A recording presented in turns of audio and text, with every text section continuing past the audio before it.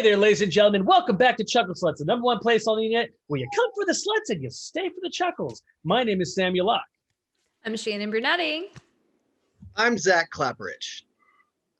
And we have special guest with us, Brian Binkley. He's going to hang out with us for the episode and do a bunch of funny things with us. And if not, we're going to flog him until morale improves. That is how we're going to do things around these parts. Welcome to episode 12. It's already getting weird. And of course, as always, we're going to start off with what I like to call the world dough, where we talk about all the weird things in the world that are going on today. Who wants to start us off? I can go today. I'm going back in tinfoil mode. So I know this story's been floating around. No, I should have said so. Go ahead. I already know what you're going. Yeah, I'm sure you do. And again, the story's kind of gotten out of hand. And I found some more things out, which are really cool. There are these giant metal obelisks showing up all around the world. Just for no reason. They just found a third one. They found one in Utah, so it's like a 12-foot tall, sort of like monolith, made of some kind of metal.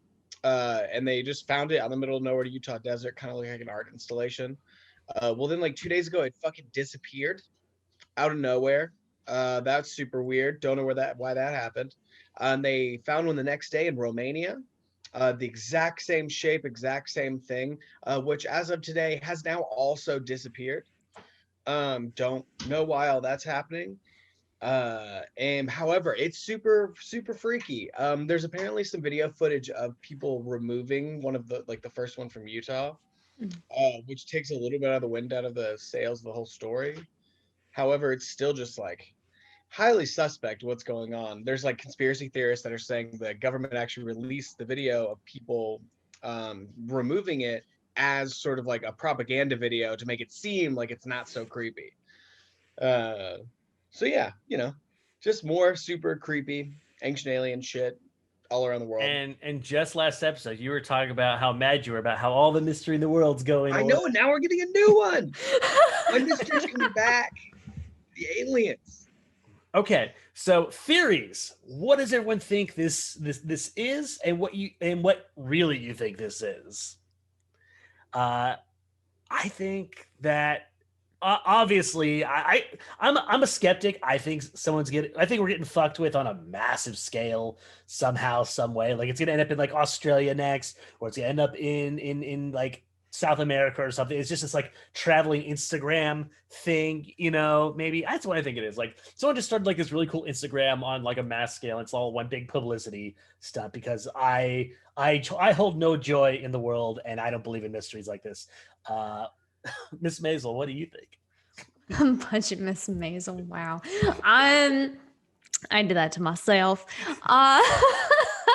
Anyway, I think, I also feel like the wool's probably being pulled over our eyes, but I also had this weird theory that just popped into my head. What if it was a group of kids in college that wanted to just fuck with people, like Reddit internet people, right? They met in college, they all went back to their prospective countries, and they made these fucking metal boxes just because they're bored and shit. And they're like, you know what? Phase 1, Utah, let's go. Let's do it. And then like the next one, Russia? Or whatever. Like people went, but wherever. The other one, they're like, we're gonna put it up. And then like the next group of friends are like, yeah, let's fuck with them some more in Australia or whatever, or like Argentina or like wherever the next one's gonna be.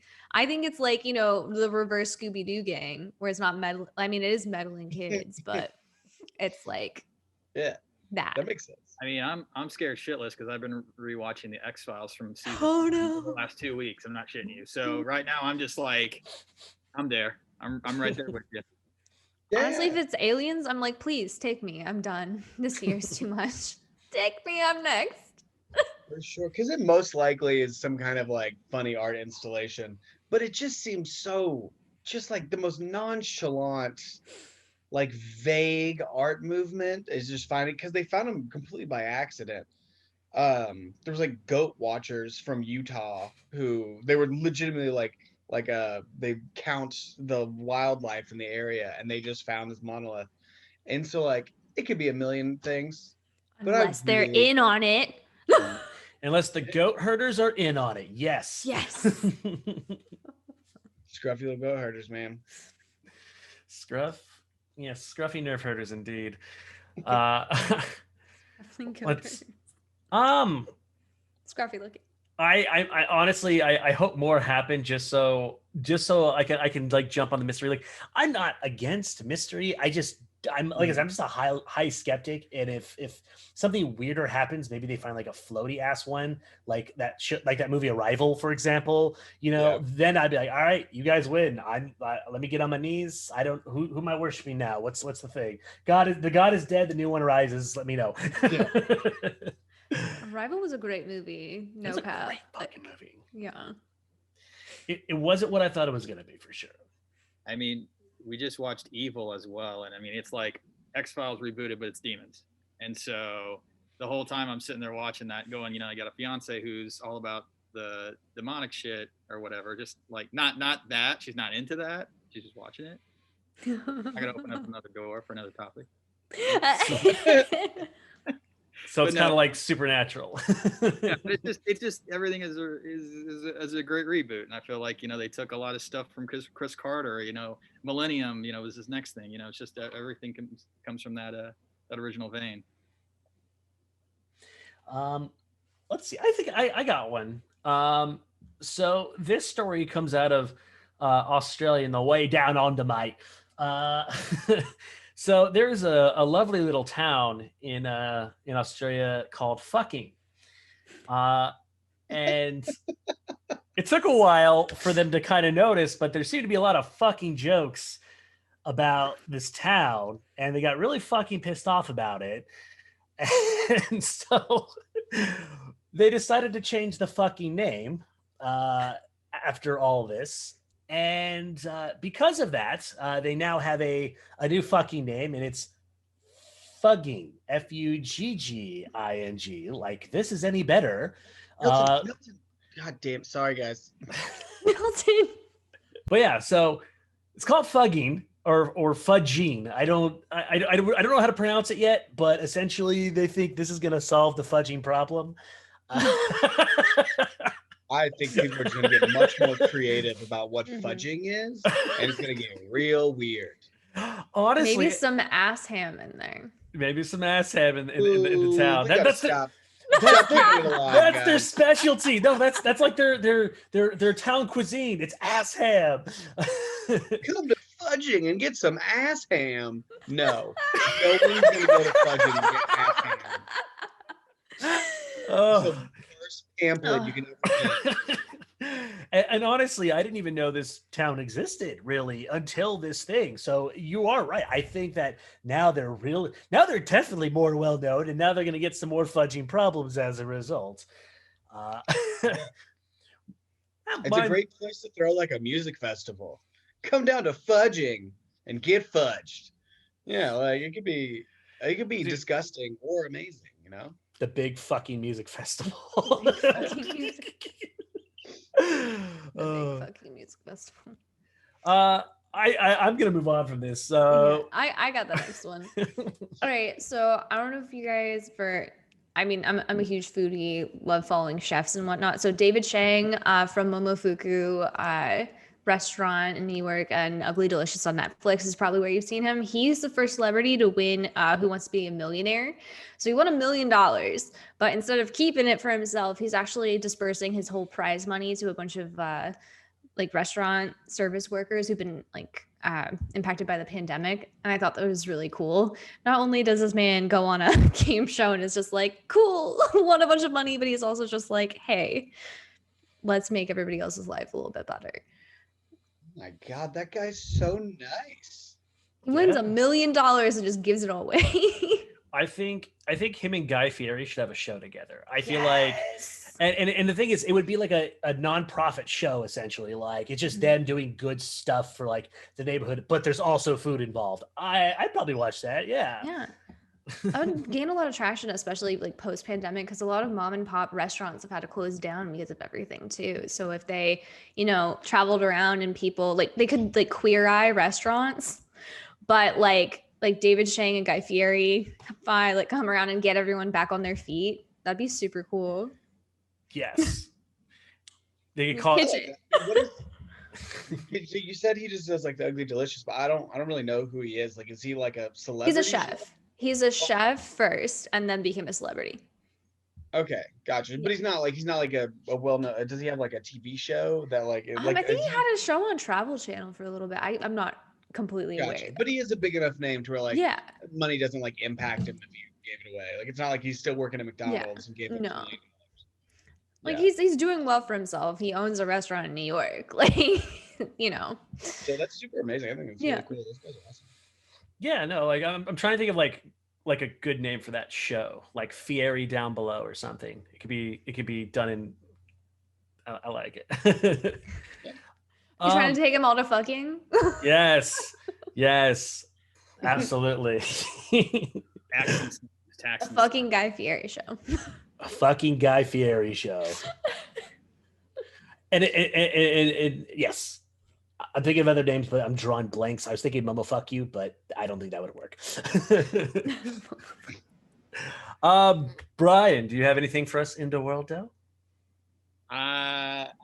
You know, interestingly enough, everything's kind of been flipped over for me because I've been working on a lot of shows for a period of time, and you know, COVID has changed a lot of things. So I think the interesting thing that I've been noticing is just how many people out there are still trying to figure out the balance between you know, what's real and what's not.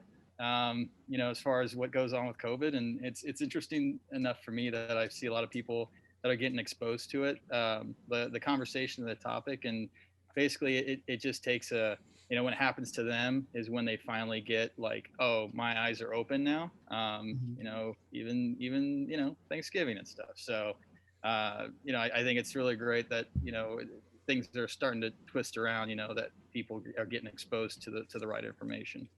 So for sure, it's mind-boggling how there's still like skeptics. There's still people who like max dumb and then break the knob off. That's what it is.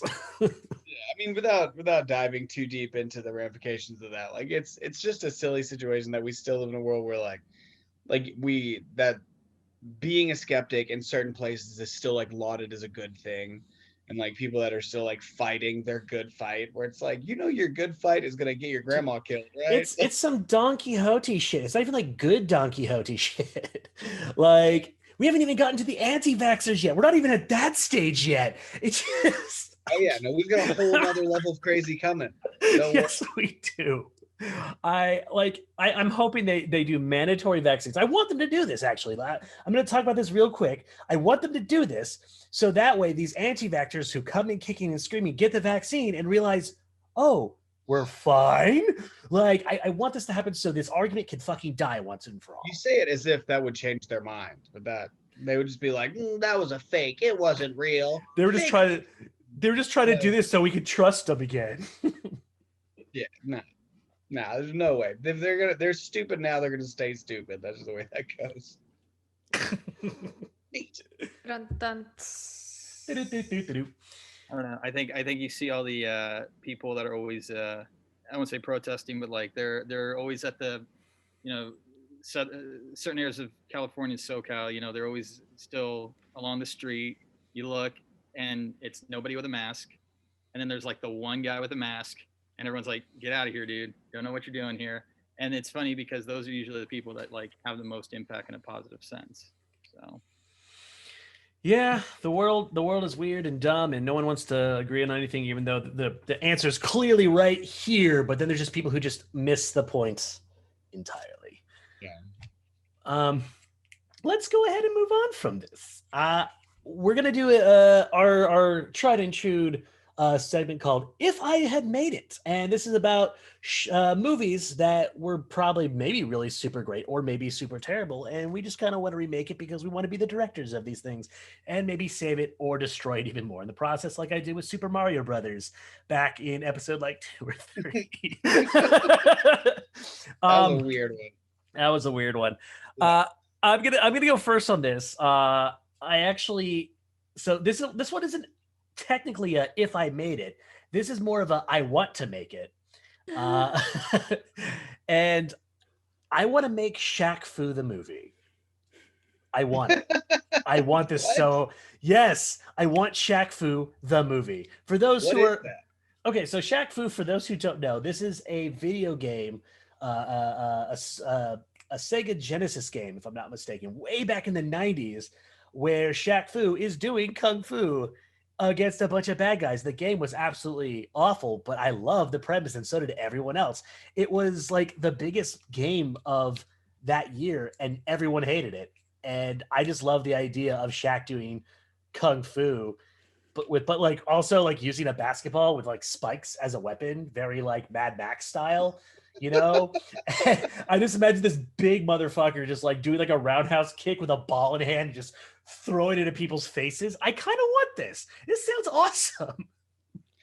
No, Do I you will want- raise you. Oh, continue. Sorry. I was just gonna say, do you want like actual Shaq in it, like old Shaq now, like Shaft? Like Samuel Jackson came back for old Shaft, So or are here- you getting like another giant monster person that's as big as Shaq? we're actually gonna use the Batman Beyond plot to do this. It's old ass Shaq, new ass basketball player. Let's say I don't know who's new in the world, like maybe like Lin or something, and which would be a really interesting dynamic to say the least. And so and so Lin's just like teach me your Treading some thin ways. lines, bro.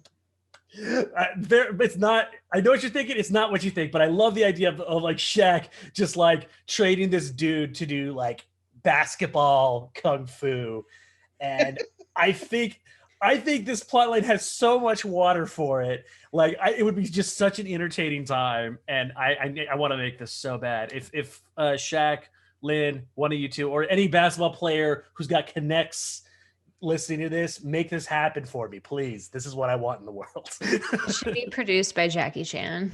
He knows kung fu and comedy. Oh my god.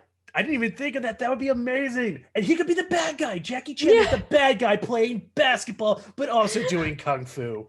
Yes. I hate you. I hate you. You love it. You love it. That's why you hate I me. hate you.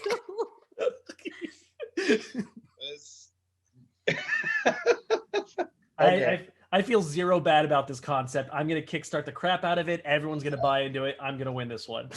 Oh my goodness. That's all I got for this. I mean, that plot and premise alone, that is $100 million movie right there.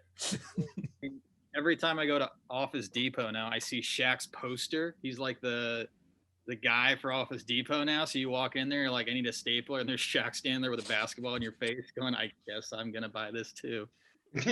When I think of printer cartridges, I think of Shaq. Dude, Shaq is like the Kiss of the basketball world. He'll put his face on pretty much anything. The general. Buy Hey, some man. Papa John's branches too. He's done a lot of things. I think, although he was in a movie, if y'all don't remember, Kazam, if you didn't see it, Hip Hop Genie. It was more entertaining than it had any business being. We talked about it because we talked about the Mandela effect, didn't we? And about how Shazam and all that was or the mix up and the Sinbad genie movie. if it wasn't objectively a terrible movie, like it's so bad it's good, I would probably put it as a get wrecked. But yeah, that's what I got. What do you got for us, Zach? So I would like to do. So this is another one. I guess like it's not really a remake. It's more of a if I could make it kind of thing. I want to make a horror comedy kind of thing, but a live action Invader Zim movie. Where Invader Zim isn't just like a kind of comedic, silly, cartoonish thing, but more of this like haunting, more realistic, like alien creature that is like trying to live amongst us, but like secretly trying to take over a neighborhood. And so, but I think you could do it as like a young, like teen, early 20s, like horror movie, and make it sort of like a survival horror slasher film, but where Invader Zim is just like ruthlessly murdering like a group of friends, like trying to like take over a neighborhood. I I just want to see Zim and Squee as real people and see what kind of fucked up weird relationship you can make out of that. So it's kind of like it would be like Invader Z and Zim meets like Johnny the Homicidal Maniac, basically. 100%. I mean, well, I think aren't they done with the same Yeah, same yeah, they're done by the same guy. And Johnny the Homicidal Maniac was pretty dark at times, but also very like funny, cynical. It's very dark. It's called Johnny the Homicidal Maniac. Maniac. Have you ever read that? Yes. Yes, it was. That's a get wrecked peak right emo, peak emo right there. Oh, and then in your I think, movies, I think that it'd just be cool to have that kind of like bring more of like a slasher film mentality to it. So it could still be charming with like those kind of characters, but at the same time, you can make it like really violent and cool and like a cool like kind of almost B movie slasher movie with this little alien taking over a neighborhood. So would your main character be Dib trying to like convince everyone that this newcomer is trying to kill everyone? Ah, It yeah. could probably be that, or like somebody befriends, yeah, did the assistant, and then but then like gets involved and like maybe like gets captured or some shit, and then it's more of like an escape film. But yeah, because I'd have to actually like write something up as to how it would move along. I just want to see Zim as like a slasher villain rather than like a comedic sort of punchline. Okay. Brian, what would you have made if you had made it? I mean, you got my wheels turning with your idea. So, I mean, what if we had a flip on the movie Hitch, but instead it's a writer trying to get the script of Kazam to Shaq? Lols. That's kind of fun. Oh my god. That's so funny. I think it's a little bit of a talking points here and a few for some of the stuff I can talk about, but I could just see like that entire process of like how Sam the writer's trying to get Shaq to read his script he's got written here about him being a genie in the lamp basically. So I just see the pitch meeting now, just like, okay, Shaq, you, genie, in a lab, but also doing hip hop, and also it rains junk food. I imagine that's what the pitch actually was, and he was like, I'm in. And imagine like everyone else in the room. So there's like producers and studio people, and everyone's just like, "What the fuck are you talking about?" And Shaq's like, "Money." Money. Shaq's like, I'll produce this if I have to, but I'm doing it. Yeah. And He probably was like junk food raining from the sky. Sold. Oh, actually, fun fact about this movie though. One of my mentors actually worked on it as the special effects guy. He's the one who hooked up the boombox to do the fush thing. He's the one who made it rain. Like he was like, we spent about $2,000 of fast food and we hooked it up to the lighting grid and it just all started like falling down from the sky. So basically you're saying that one of your mentors is the reason that Shaq DJs. I wonder what's next for Sam after this. Well, actually, he's doing really well for himself. He did Star Wars, the special effects for that. He's done Pirates of the Caribbean. Like he did that. He got to start there, man. Everyone gets to start somewhere. What about you, Shannon? What would you have made if you had made it? So what I want to see is a live action Danny Phantom series. I love that, but I mean, my one thing is because this teeny bopper, I don't want it to turn into a Riverdale style show because no. Because I feel like you have to make sure the CW doesn't get their fingers on it, like at all, like get it out of its grasp. Also, I think you like gave me a hill to die on today. Yeah, CW needs to stop. But I feel like I'm trying to think maybe. Because it's a Nickelodeon show, and since I sold like Avatar to Netflix, I don't want Netflix touching it either. But Netflix might, 100% will do a better job than CW. But it just like that's a really low bar to set.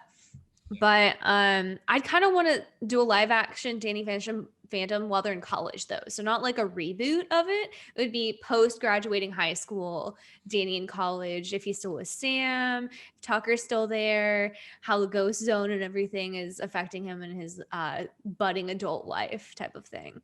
So aged up a little bit more.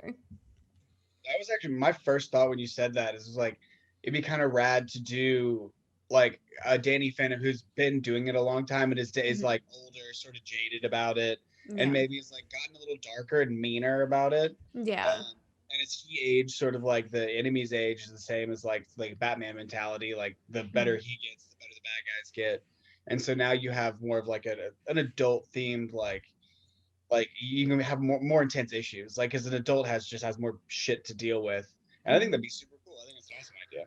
Yeah, I definitely also want to see what happens with his older sister too, because like at first she was just like, "Oh, I don't like the ghost hunting stuff," but by like the last season, she was like all in with it. So like, is he a ghost hunter?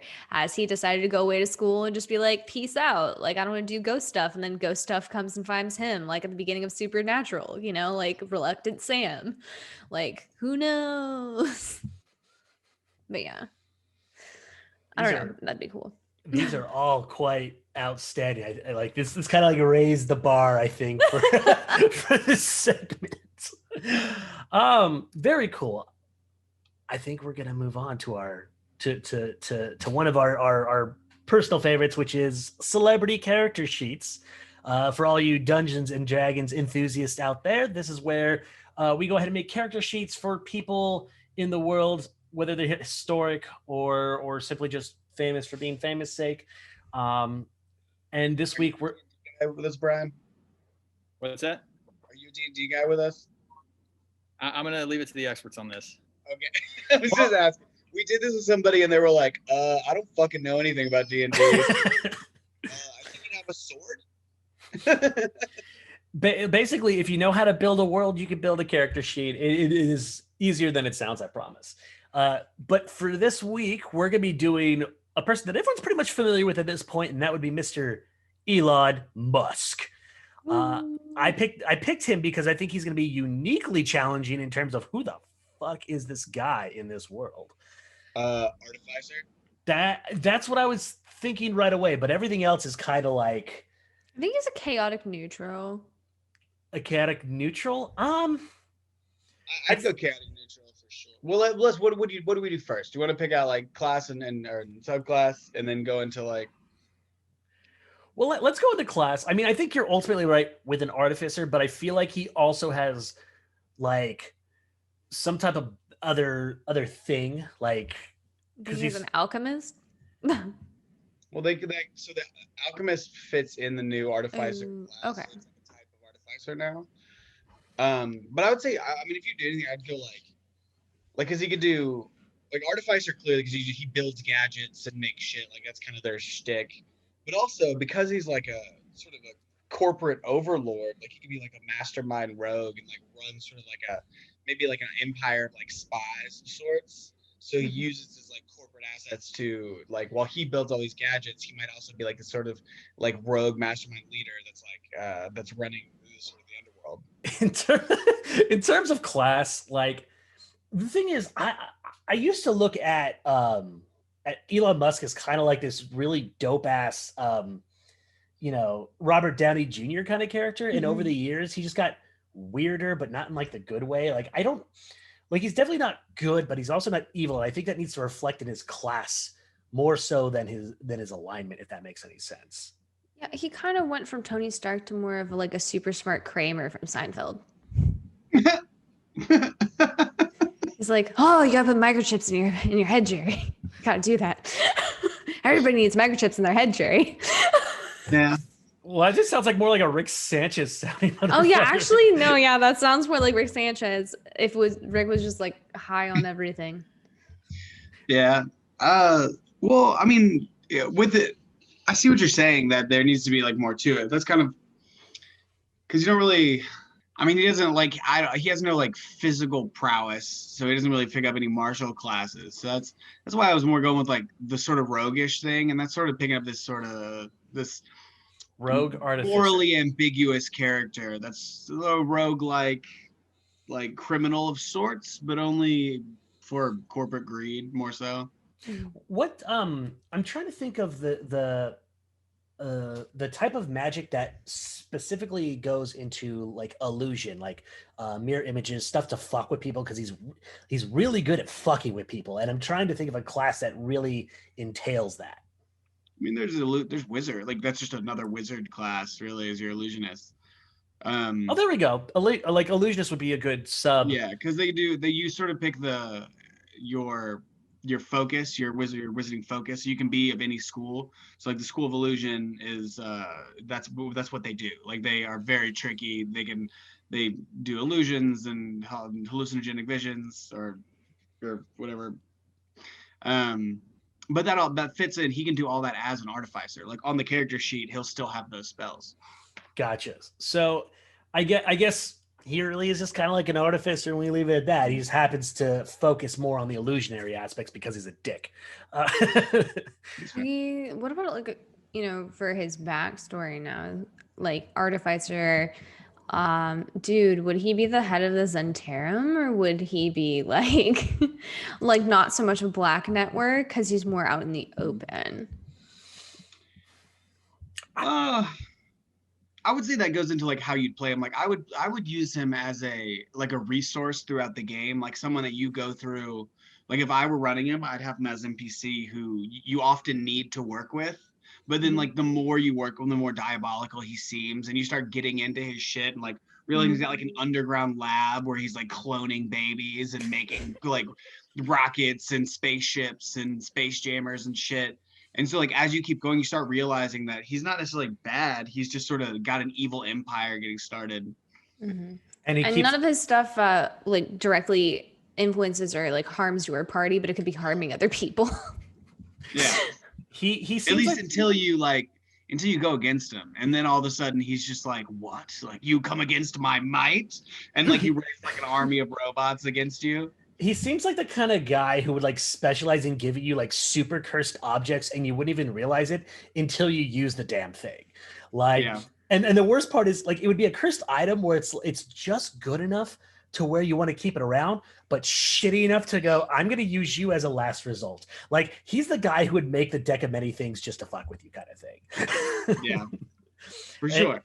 He's the kind of asshole that would use that for sure, because that's the worst thing in the game. It's the stupidest, worst piece of magic in the whole fucking game. And then like he does have like an entire army and all this stuff, but he literally just kind of stuffs it all in a bag of holding, like and carries along with him like for just in case. Oh, for sure, absolutely.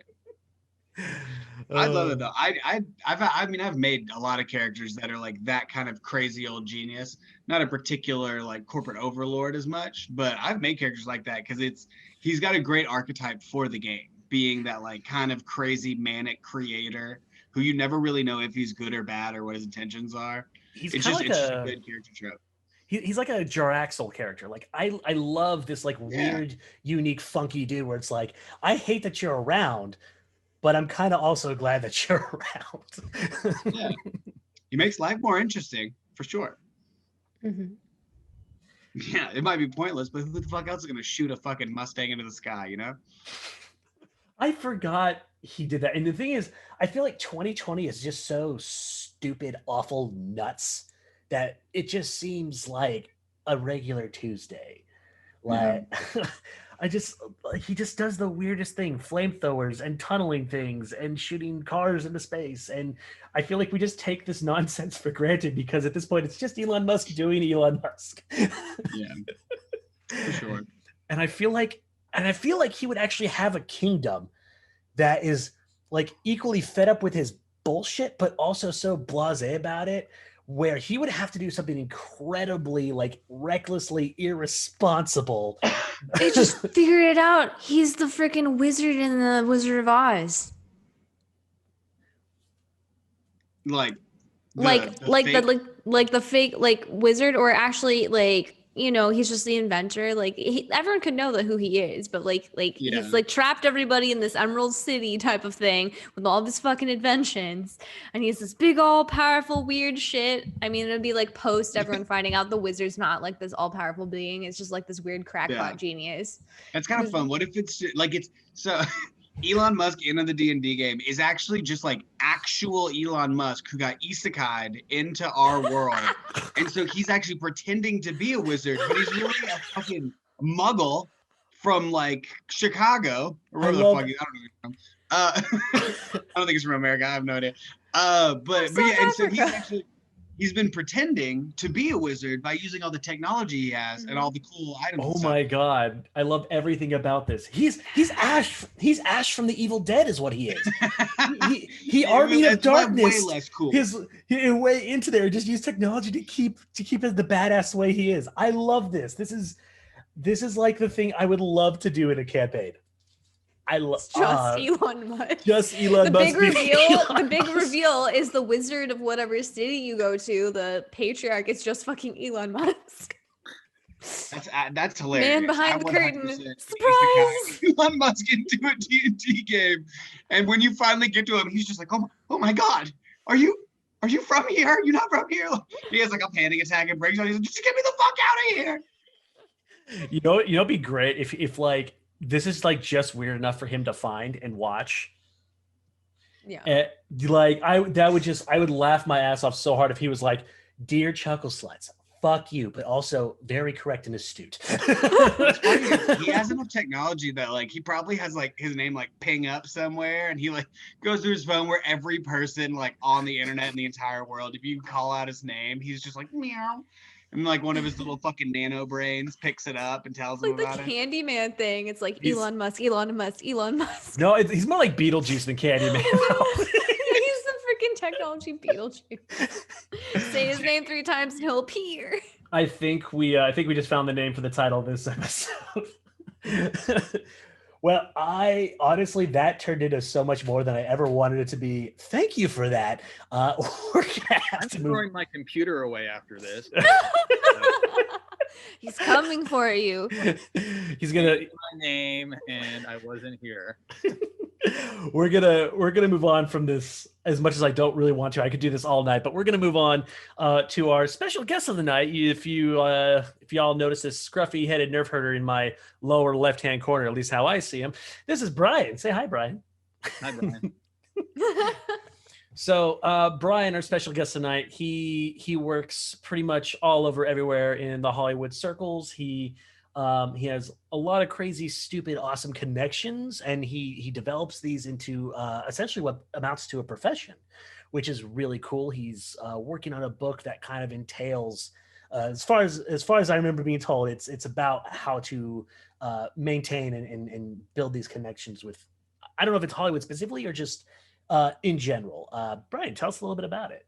Yeah, I mean, for as long as I can remember, people were like, you get the reputation of being a networker or quote, everybody. And I'm like, I just meet people and I connect the dots. And for a very long time, like 10 years, college friends, everything, people are like, dude, you need to like write a book and put some of this stuff down.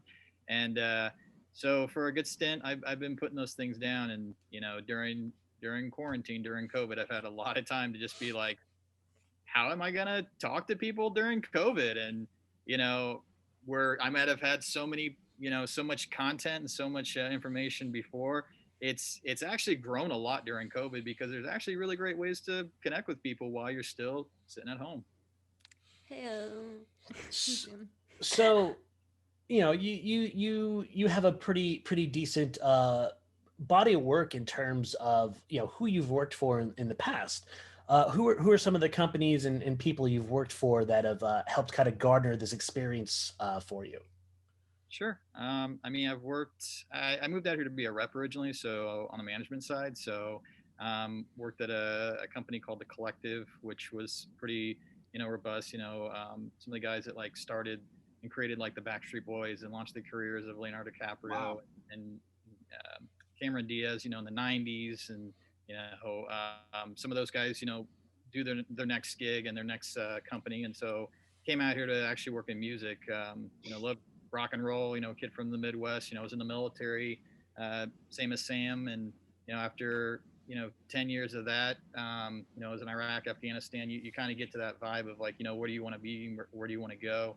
And from there, I pivoted, to a little more on the TV side as Netflix was coming up and streaming and everything. Worked at NBC, worked at Fox. I had a stint of working in the nonprofit space. People said, you really understand relationships and people, and there was an opportunity to go work in City Hall for Mayor Garcetti in one of his divisions, and went from there to work for the VA and EDD, so the state of California, and also at USC in the School of Social Work. So a lot of those jobs kind of pivoted, and then it kind of came back to entertainment, and started working a little more on the production side, and working a lot with the Writers Guild has a lot of great programs out there, and a friend of mine who well, I'll say friend, that's a good thing for the book. You say friend, but somebody I met, that knew another content. We were talking about a couple shows at HBO, and they said, if you know one of the showrunners, you should go and just send an email. And 6 years of knowing this person, never asked for anything. I just said, hey, do you need a PA, or do you anything? And from there, it just kept going. And now I've worked on like 22 shows and movies in the last like 3 years or so. A lot of HBO, a lot of Warner Brothers. I'm on a FX Disney show right now. So yeah, it just keeps going. That's been, that's a nice thing I was telling Sam tonight is tonight's actually my 10-year anniversary. So I've been in LA 10 years today. And that was another reason I was like, that's pretty freaking cool. I'd love to join you guys tonight. That's really cool. Everyone tells me that that's when you, it takes 10 years to really become what you're supposed to be in Los Angeles. Do you feel that has happened? You got where you wanted to be at? I'm on Chuckle Sluts. I made it. What are you talking about? Dab it up. Put that dab away. No. Sorry. My bad. Please just. No. You just undab? I did. I packed that dab right back into where it belongs. Fair enough. Yeah, I asked for this. I don't know what I was expecting. So I met Brian actually in a group called VFT, which is now called VME. It's a bunch of soldiers who decided to get in the industry, and were unfortunately very, very underrepresented. And I've always wanted to ask Brian, because I actually never did. Like, how did that become to be exactly? Because that's such a unique but unbelievably important. It's become to be an unbelievably important tool for me and hundreds of other veterans. How did that become to be? Sure. Well, I mean, I was and am a member, so I don't have any leadership roles in the organization or whatnot. But I mean, there's in Hollywood, there's a lot of organizations, and you hear about things. And I was working at a company, Zodiac at the time, which got bought out by Benning J. It's like the biggest independent production company out there now these days. I think they make a couple of the shows you were talking about earlier. Actually, like Queer Eye and all those. I think they're some of the shows that make them. But anyway, I mean, some of the vets got together, and I think they've had iterations of these things for years. There's a thing called combat casting. Shout out to Jody Hart. Ran that for 20 years, getting people on a lot of shows. Guys like Dale Dye, who every single platoon and every movie, these technical advisors. And so they kind of came together, and some of them, and started this group. And where it started at I don't know, 50, 100 maybe in the beginning. I think I joined 6 months in, and there was X amount there. I mean, they're like 4,200 now nationwide, veterans that are a part of this organization. But the interesting thing too is that it's funny, that number, 4,200 veterans in there, and there is 42,000 veteran nonprofits in the entire United States. So what's that? It's 42, man. It's slipping in, it's the answer to everything. Yes, it is. It is the answer to everything. So says Douglas Adams.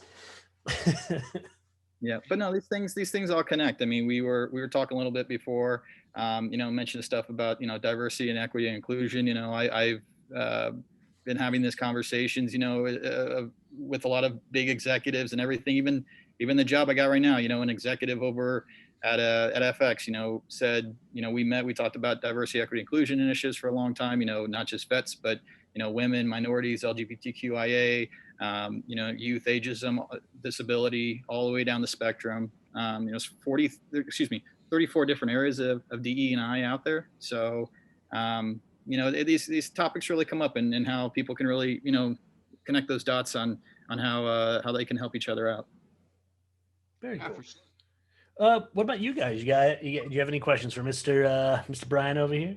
I just specifically in like your line, like what's sort of the most what's like the most like fulfilling thing like you've got to do out here? You seem to be very invested in diversity and helping out not just your peers, but peers that need to be helped. Like, what's your favorite project you've done that's kind of pushed in that direction?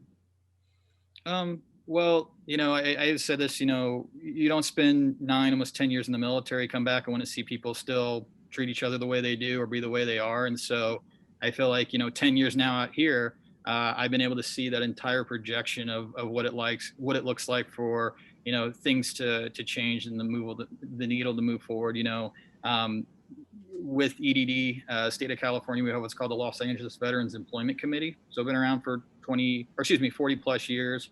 Basically, every geographic area in California, and I think nationwide, have these different community collaboratives for veterans and people with disabilities and women and all the aspects. And so I've been a part of that for 7 years, and I'm now actually currently the chair for LA. So there's 300,000 vets in LA, 2 million in the state, 22 million nationwide, and whatever best practices I can have with people, in New York or, Vetlanta, as they call it, Combined Arms in Houston, we talk to each other and see how we can kind of put those best practices together. And I think that's the thing that I really enjoy and take the most joy out of, is seeing that how whatever it is that we do in California, it can help anyone anywhere else. I'm from small town Indiana, so I'm a transplant out here too.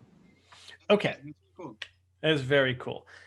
Without naming any names or companies or anything that might get you in trouble,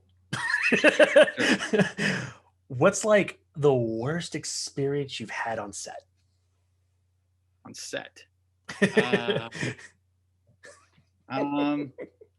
Man. Because we all have horror stories. I'm trying to think.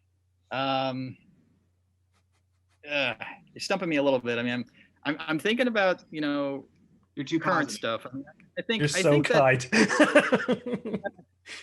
also, I cover my bases, what I would say is that I think it's just like, in general, just not knowing what you're going into. Everybody wants the gig, everybody wants the opportunity, everybody wants the door open. But the truth is like, once you got that chance, like, you really got to do a great job. Like me, I'm in my current job, that I'm working because somebody said to me, that executive, hey, you've been great with us. Do you want to come work on one of our shows? Yeah, sure. What show would you like to work on? And I threw a show out that I really liked, and I'm working on it. And so, that also is like, you're paving the way. So I think that it's really good for people to always remember that it's not just about you. You're representing a community of people or great individuals like yourself, and you're opening those doors for others that want to be you one day. Okay. And what so you do have this book that you're working on that kind of talks about networking, the art or business of, however you kind of wish to look at it in perspective. I guess my question to you is, what would be like the best piece of advice in terms of, because for me, for example, I'm good at networking, but I'm not, there are some things that I'm not like great in the process of, like, some people are great openers, some people are great closers, some people are great follow-uppers. What's like the biggest piece of advice you could give to someone to kind of help perfect that process? I would just say continue the conversation is the most important words. Continue the conversation. Conversations could go for years. My first contact here in LA, I met 12 years ago. That individual's never done anything to help me with my career or given me a gig or anything. They've never made an introduction for me for anything, but I still consider them one of my favorite people in LA. And as they continue to do their thing, and I do too, those doors will connect. I think it's just continue the conversation and continue the relationship best you can. Have fun with it. I mean, they say that. Again, I don't like the word networking. I prefer relationship building. It really is a process. And even today I went for a walk, right, at 5 o'clock, and right down the street I saw one of my EPs for my show that I'm working on now. He's my neighbor. I had no freaking idea.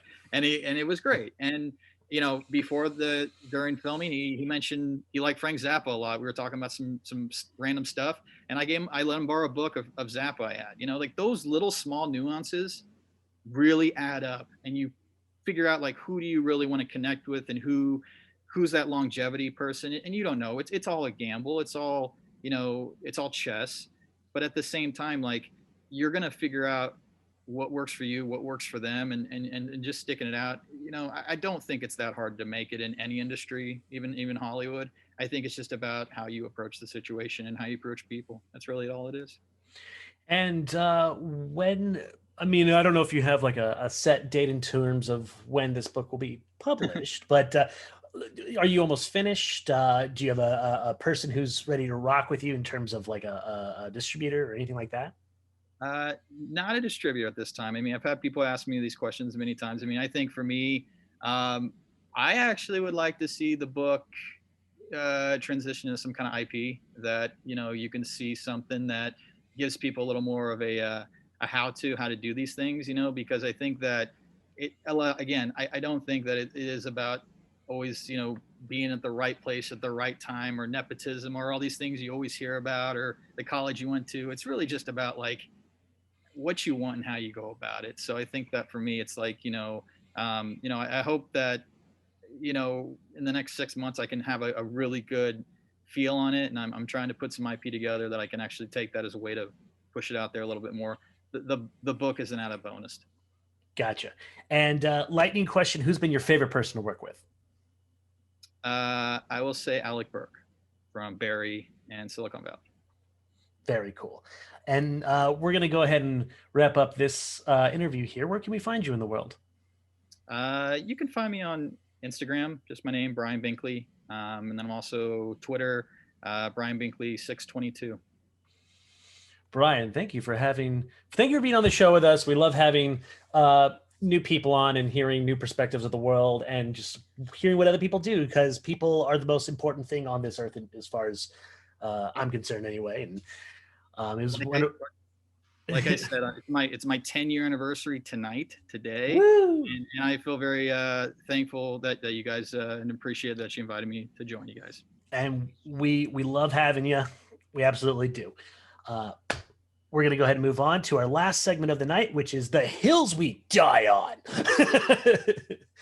For those who don't know what the hills we die on are, it's where basically we take the things that make us angry and we rant about those things, or just things that we want to defend in general. Not necessarily things that make us angry. That's just me. But these guys are defending the things that they enjoy. Shannon, how about you kick us off?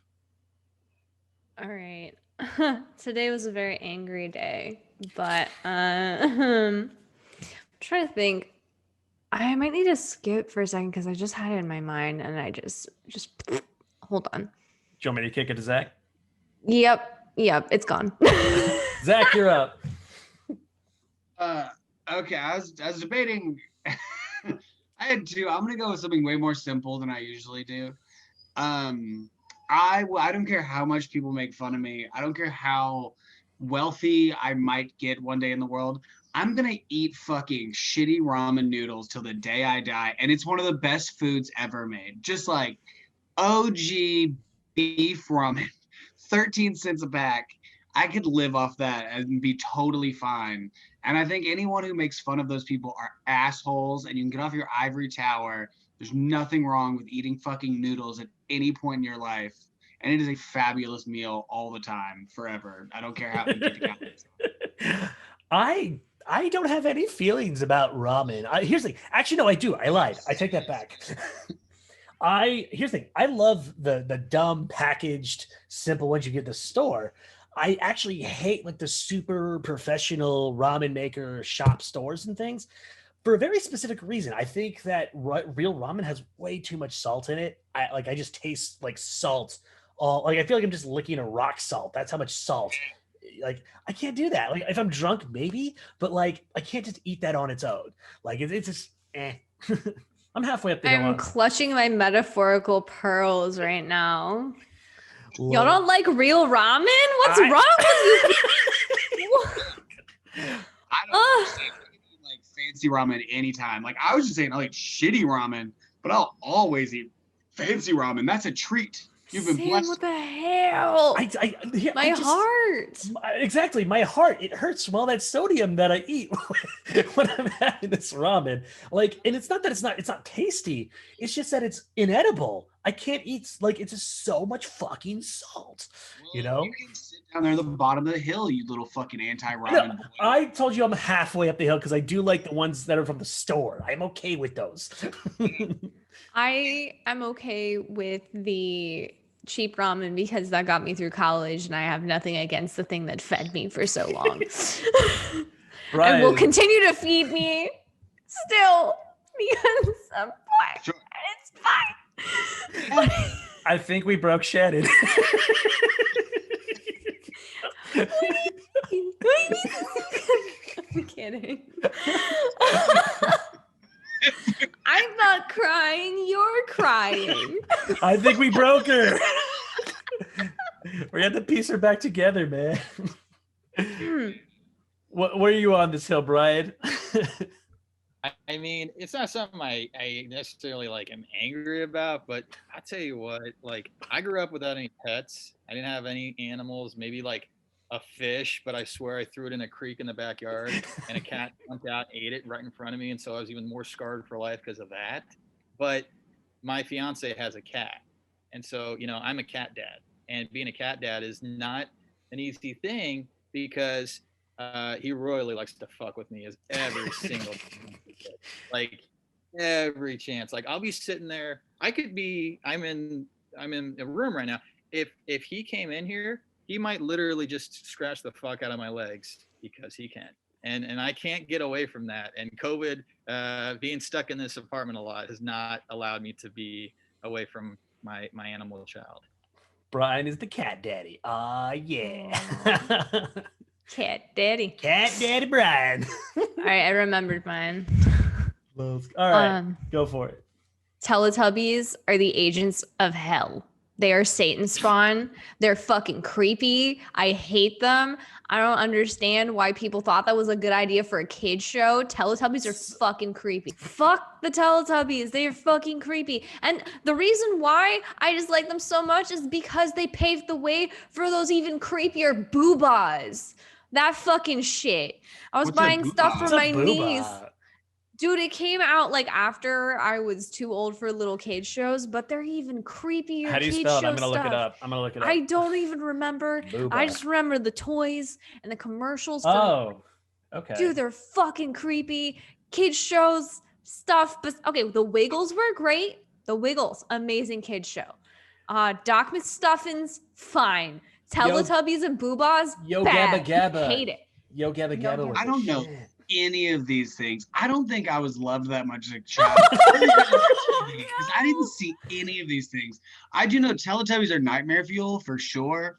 Like if I saw, and also they were giant. Like if I saw like a 7-foot tall fucking giant purple snowman looking weird alien, I would freak the fuck out and run away.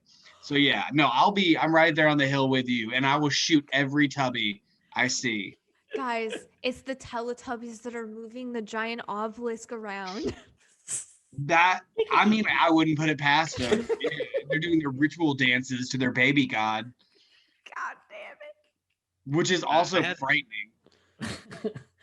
I had a stuffed Alf. I had a stuffed animal Alf growing up. That's what I had. Just an Alf Just is an cool. owl. Whoa, wait, did you say Al or Alf? Alf. Alf. So Alf. it's funny. Doesn't he eat cats? I'm Is old. that why you liked him? Because he eats. Yeah, you're on the same team. Yeah. It all. You know what? 10 years. It's 10 years of this all came together tonight. Alf and cats. There you go. It's all Honestly, coming first full circle, man. It's all overseen by Musk. Musk is controlling all of this. So I mean, at least you found a friend who's on the hill with you, man. That Alf is on the hill with you. You need a buddy, so it's fine. That makes sense. You always need a buddy. Let's see. My hill to die on tonight. Okay, this one's actually inspired by my girl because she's down. She's not on this hill. I love Venice Beach and the Hollywood Walk of Fame. I love it so much. I do. I don't know why. I know it's dirty and it's gross and it's just filled with assholes, but I love being in the middle of all of it. It just feels so uniquely cultural to me, and I just feel like I'm so LA that now that I'm here and I actually live here and I can do all these things. And I know it's a weird thing to think and it's a weird thing to say, and I know that so many people hate these areas for those exact reasons. But for those exact reasons why I love it, it just feels so melty potty. Melty potty. Yeah. but yeah, no, I'm on that hill. I will die on that hill. What about you, Shannon? Proposition in both places. Someone offered me money to give them a blowjob at both of those places. It's pretty That's normal and unfortunate. I know. Yeah. Isn't it part of its charm, though? Yeah. You know, apparently I just look like a hooker. Even though I No. don't really wear anything that's revealing ever.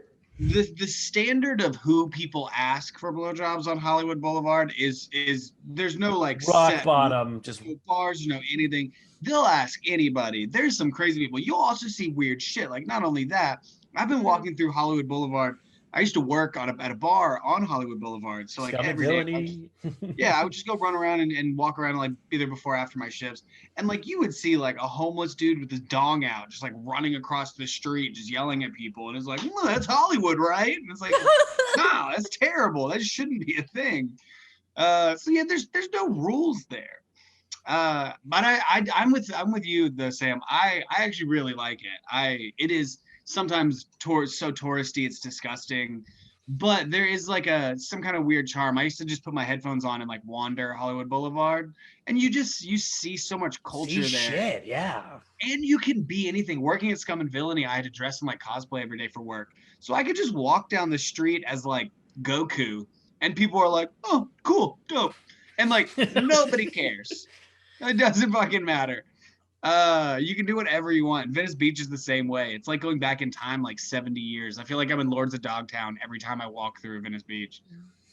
For me, like as a stand-up comedian, like for me, I like being a night crawler every single day at one point, it just felt very romanticized. You get done with your set, you go find the only place that's open. It's like this gross but amazing like pizza place or street dog, and you just it's very, there's just these major reflective points that just happen at 2 a.m. where you just kind of like think of just where you are. I don't know. It's very movie-esque, I think, and I always feel like I'm in a movie when I'm doing these things, and I think that's where the charm kind of resides.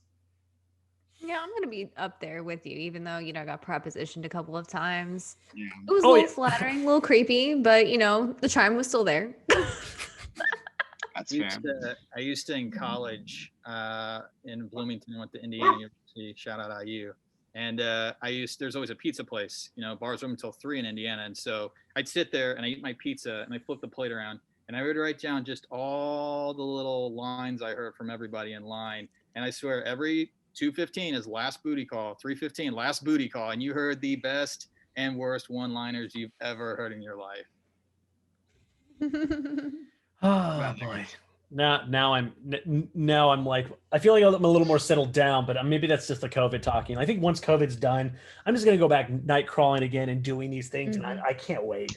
I'm going to get a danger dog from them street vendors, the bacon wrapped hot dogs. I was just about to bring that up. I'm glad you brought up your street meat, Sam, because that's street meat.